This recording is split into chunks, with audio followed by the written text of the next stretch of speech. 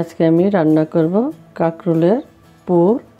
এর জন্য আমি 3টি কাঁকরোলকে চেঁচে লম্বা করে কেটে নিয়েছি মাঝখানে দিয়ে। আর এর জন্যে সরষা, কাঁচা লঙ্কা আর এর মধ্যে 3-4টে আমি দিয়ে দিয়েছি কাজু বাদাম দিয়ে বেটে নিয়েছি। আর এখানে আছে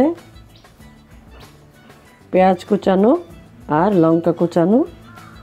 আর সবগুলি রেডি হয়ে গেলে আমি পুরটা মুখটা বন্ধ করার জন্য একটা ব্যাটার গুলে নিয়েছি। সুজি, ময়দা, বেসন দিয়ে এর মধ্যে নুন হলুদ মেশানো আছে। এটা একটু গাঢ় ব্যাটার করেছি, যেটা পুরের মুখটা বন্ধ করার জন্য।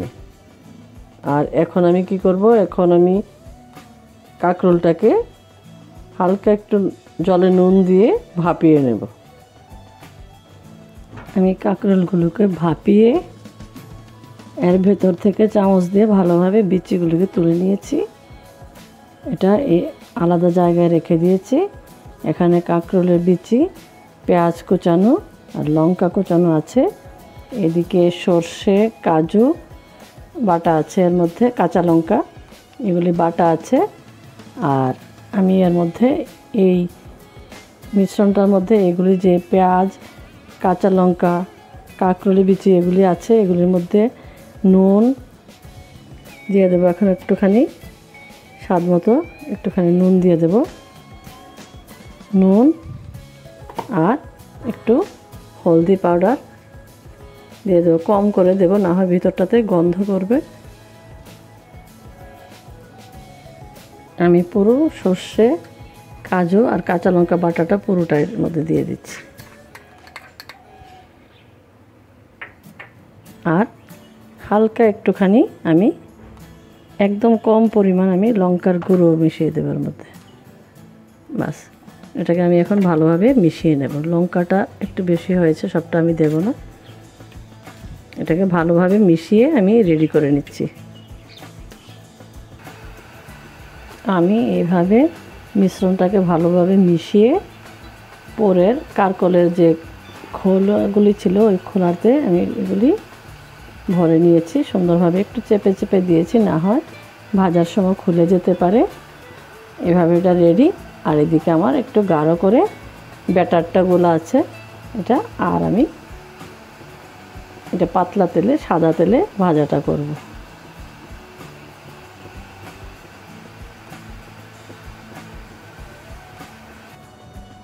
আমি একটা প্যান বসিয়ে দিয়েছি, এর মধ্যে আমি একটু তেল দিয়ে দিলাম। এটাতে একটু বেশি তেল লাগবে। তেলটা গরম হয়ে গেছে, আমি সমস্তটা ছড়িয়ে দিচ্ছি, কারণ 6টা পুর বানাতে আমার পুরোটা জায়গা লাগবে।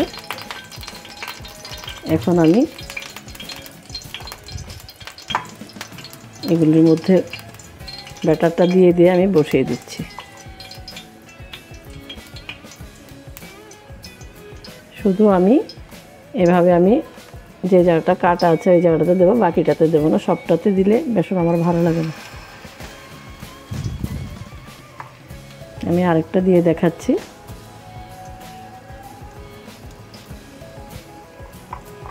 এইভাবে শুধু উপরটাতে দেব, উপরটাতে দিয়ে যাতে খুলে না যায় এর জন্য শুধু মশলাটা উপরটাতে দেব। এভাবে আমি একে একে সবগুলি দিয়ে দিচ্ছি। এখন আমি এগুলিকে উল্টে দিচ্ছি। দু পাশে এগুলিকে করতে হবে, দোনো সাইড ভাজা হবে।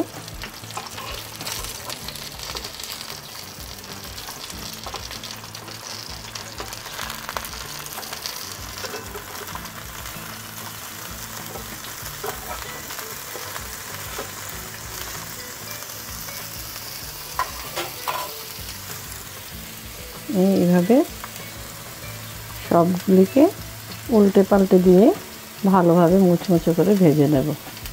ভেতরটা তো নরম থাকবে, এতে পুর দেওয়া আছে, কিন্তু কভারটা যাতে মুচমুচে হয় এরকম করে ভাজতে হবে। আপনারা যারা তেল বেশি খান আপনারা বেশি ডুবো তেলেও করতে পারেন, কিন্তু আমি অতখানি তেল ব্যবহার করি না, যার জন্য আমি এরকম একটু একটু তেল দিয়ে করেছি। আমি দু সাইড এইভাবে দুনো পাশ আমি ভেজে নিচ্ছি, তারপর আমি একটু পরে দেখাচ্ছি ভাজার পর কীরকম হয়। আমার পুর ভাজা হয়ে গেছে, এরকম লাল লাল করে ভেজে নিয়েছি। এখন আমি এগুলিকে নামিয়ে নিচ্ছি। হয়ে গেছে আমার কাঁকরোল ভাজা, পুর ভরা ভাজা কাঁকরোলের পুর, আর সাথে শুকনো মরিচ ভেজে নেওয়া। এটা দিয়ে খেতে খুব ভালো লাগে। আপনারা এইভাবে বানিয়ে একবার খেয়ে দেখবেন। আর যদি আমার রান্না ভালো লাগে লাইক, কমেন্ট আর সাবস্ক্রাইব করে দেবেন।